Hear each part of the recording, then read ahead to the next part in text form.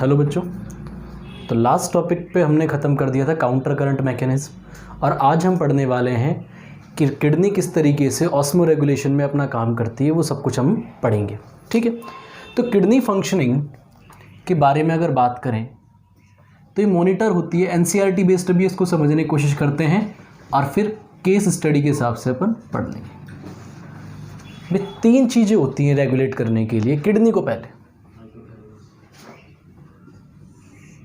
NCERT साथ में रखे सभी कि पहली चीज़ तो क्या है। पहली चीज़ है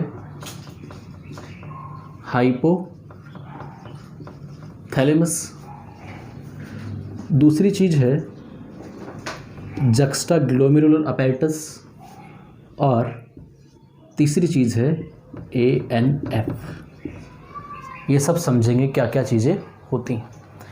हाइपोथैलेमस की बात अगर हम करें तो काफ़ी इंपॉर्टेंट फंक्शन यहाँ पे आता है, और हाइपोथैलेमस में मेन चीज़ है ADH,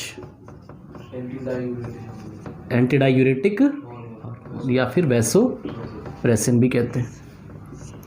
ठीक है, ADH या वैसोप्रेसिन। JGA जिसके बारे में मैंने आपको पढ़ा दिया है, जिसका पूरा नाम है जक्स्टाग्लोमेरुलर अपैरेटस। क्या होगा, कैसे होगा, ये सब हम पढ़ेंगे आगे। ठीक है, JGA में एक जो सिस्टम वर्क करता है वो है RAAS। ठीक है, जिसका नाम है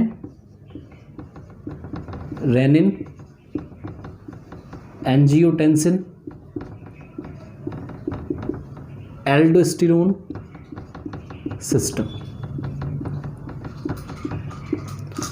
इसकी एक्टिविटी हम समझने का प्रयास करेंगे, पूरी एक्टिविटी किस तरीके से है।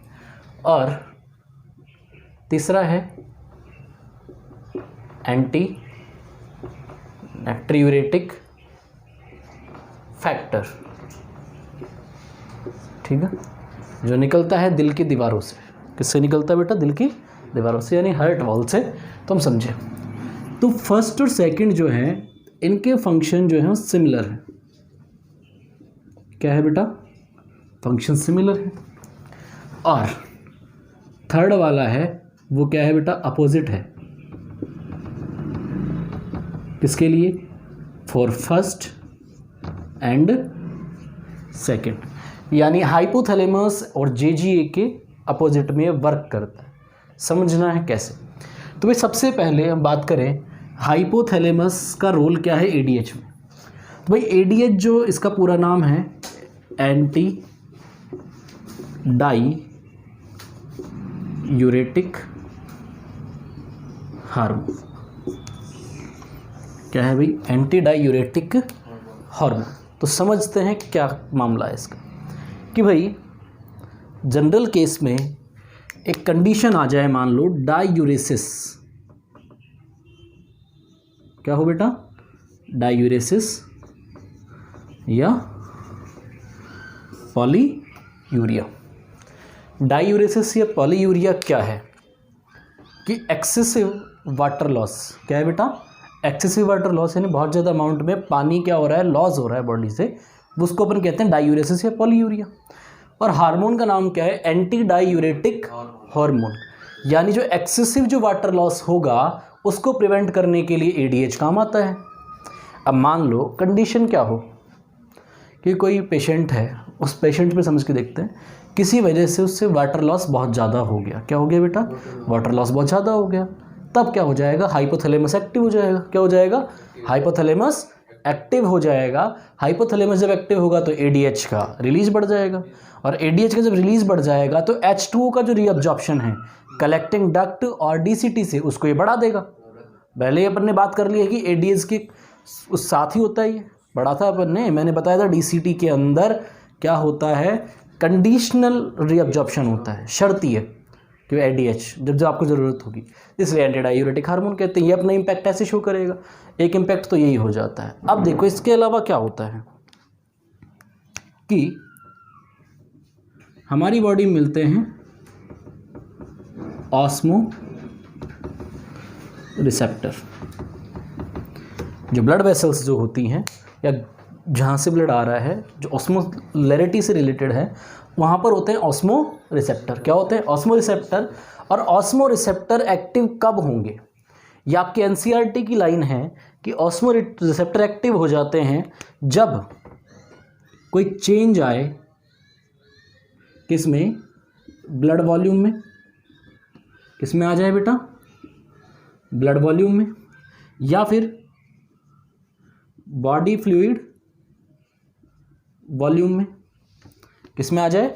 बॉडी फ्लूइड वॉल्यूम के अंदर कोई चेंज आ जाए, या फिर आयनिक कंसंट्रेशन में कोई चेंज आ जाए। क्या हो जाए? आयनिक कंसंट्रेशन में चेंज आ जाए तो ऑस्मो रिसेप्टर क्या हो जाते हैं? एक्टिवेट हो जाते हैं। क्या हो जाते हैं? ऑस्मो रिसेप्टर एक्टिवेट हो जाते हैं।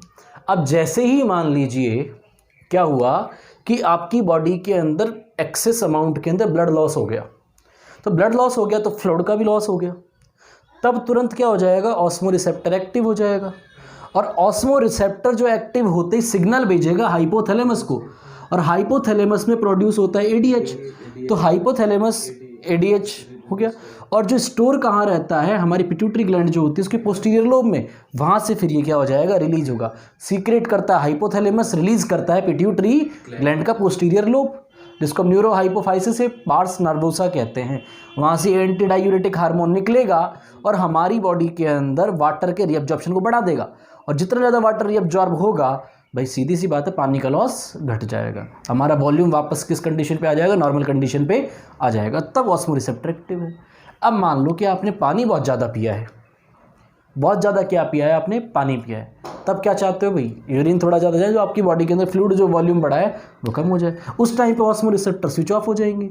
ऑस्मो रिसेप्टर स्विच ऑफ हो जाएंगे तो हाइपोथैलेमस का मैसेज आ जाएगा, फिर नेगेटिव फीडबैक भी देना है ना, कंटिन्यू। ये भी तो नहीं चाहते कि एडीएच रिलीज होता रहे, तब क्या हो जाएगा? एडीएच रुक जाएगा। आगे बात समझ में? ये 3 तरह के सिस्टम। फिर आता है रेनिन एंजियोटेंसिन एल्डोस्टेरोन सिस्टम। ये कैसे वर्क करता है ये भी हम आगे पढ़ेंगे। फिर उसके बाद आता है एंटी नाइट्रियूरेटिक फैक्टर अपोजिट। इससे पहले जब हम आगे बढ़ें उससे पहले बेटा आप इसको उतार लीजिए, फिर हम आगे कंटिन्यू करते हैं।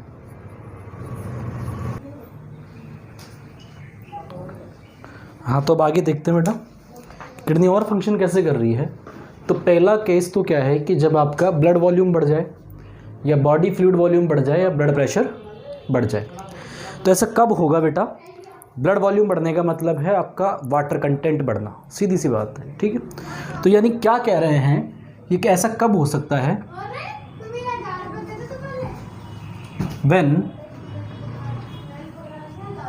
मोर H2O इज टेकन।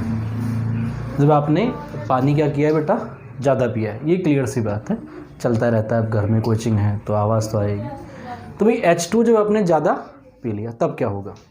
तो हम चाहते हैं कि यूरिन कैसा बने? हाइपोटोनिक बने, अल्पपरासारी बने, यानी पानी उसके साथ बाहर निकल जाए, ज़्यादा यूरिन बनना चाहिए। तो इस केस में एम क्या रहेगा? प्रोड्यूस हाइपोटोनिक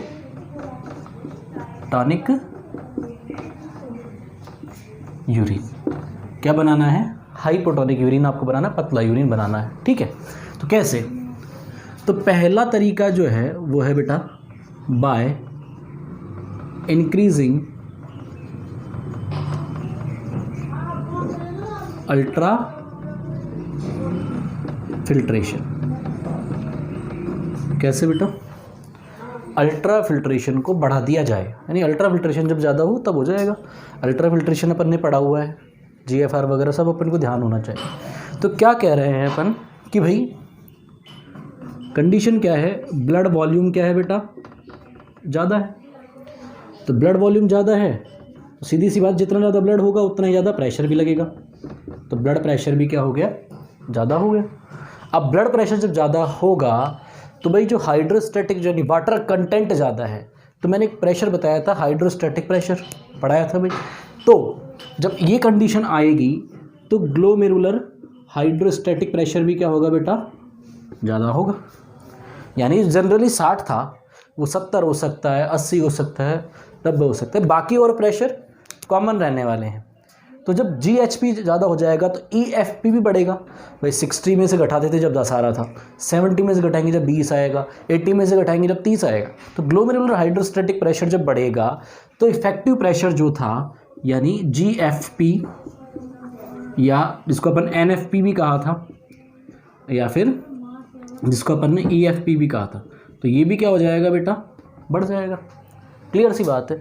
अब जब इसका प्रेशर जब आप बढ़ा दोगे तो फिल्ट्रेशन भी तेज़ी से होगा। क्या होगा बेटा, फिल्ट्रेशन तेज़ी से होगा। यानी इस कंडीशन में क्या हो जाएगा, GFR वो क्या हो जाएगी बेटा, बढ़ जाएगी। GFR बढ़ जाएगी। GFR जनरली कितना होता है, 125 ml पर मिनट हो गया, उससे बढ़ जाएगा। क्या हो जाएगा, उससे ज़्यादा हो जाएगा। और जब GFR जब बढ़ जाएगा बेटा, तो GFR जब बढ़ेगा, जितना GFR होगा उतना ही ज़्यादा नेफ्रिक फिल्ट्रेट, नेफ्रॉन से जो फिल्ट्रेट बन रहा है वो बढ़ गया। ठीक है, तो क्या हो गया, मोर नेफ्रिक फिल्ट्रेट। क्या हो गया, मोर नेफ्रिक फिल्ट्रेट। तो फिल्ट्रेट ज़्यादा होगा, पानी ज़्यादा है, तो यानी जितना मोर पानी उतना क्या हो गया, फिल्ट्रेट, तो ज़्यादा H2O हो गया। अब जब उस यूरिन में, मूत्र में जब ज़्यादा H2O होगा तो यूरिन कैसा हो गया, हाइपोटोनिक यूरिन।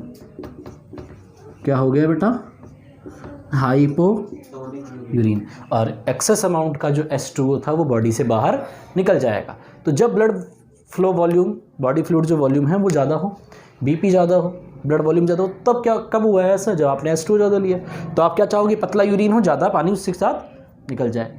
तो पहला तरीका क्या था कि आपने क्या कर दिया, अल्ट्रा फिल्ट्रेशन को बढ़ा दिया।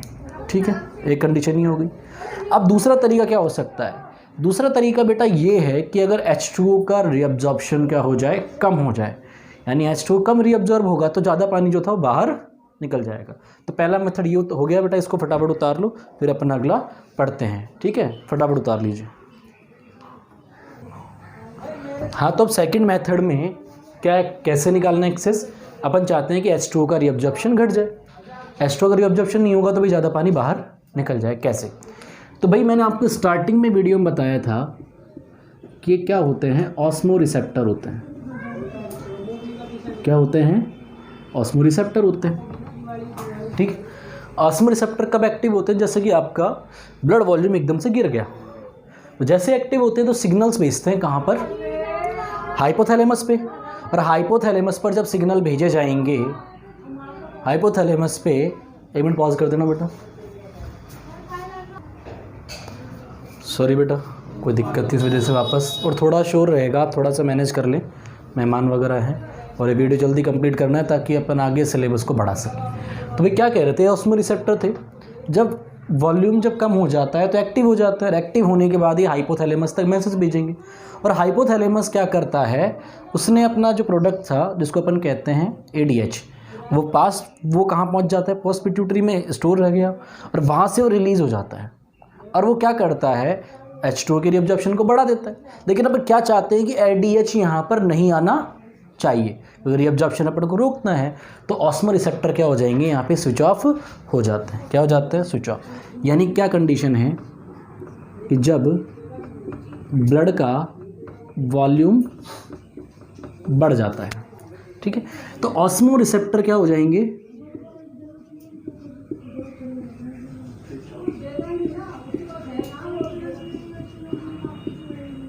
ऑस्मो रिसेप्टर क्या हो गए, स्विच ऑफ है, बंद है इस टाइम पे, ऑस्मो रिसेप्टर स्विच ऑफ हो गए। तो मैसेज कहाँ जाएगा, हाइपोथैलेमस पे। ठीक है, तो कहाँ पहुँचा मैसेज, हाइपोथैलेमस। और ADH का क्या हो जाएगा, सप्रेस हो जाएगा, यानी उस ADH का सीक्रेशन रोक दिया जाएगा। ADH का जब सीक्रेशन रोक दिया जाएगा तो ये DCT और कलेक्टिंग डक्ट में रीअब्जॉर्प्शन क्या हो जाएगा बेटा, रीअब्जॉर्प्शन क्या हो जाएगा, घट जाएगा। अब रीअब्जॉर्प्शन जब कम हो जाएगा तो सीधी सी बात है, हाइपोटोनिक क्या बनेगा, यूरिन।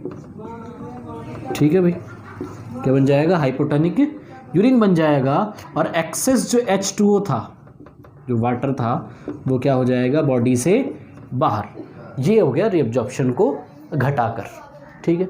तो किस तरीके से जब आपका बॉडी फ्लूइड वॉल्यूम ज़्यादा हो जाता है तो किस तरीके से नॉर्मल कंडीशन पे आप लाओगे, वो दोनों मेथड अपन ने समझ लिए। ये हो गया अगला। अब अगला केस जो होगा वो इसका रिवर्स होगा। क्या होगा? रिवर्स होगा। और उसके अंदर मैकेनिज्म आपको स्पेशल पढ़नी पड़ेगी। क्या पढ़नी पड़ेगी? स्पेशल मैकेनिज्म आएगी, RAS वगैरह, वो सब उसी के अंदर आपको पढ़ना है। तो अगला लेक्चर जो होगा वो काफ़ी इंपॉर्टेंट होने वाला है। तब तक के लिए बेटा पढ़ते रहिए।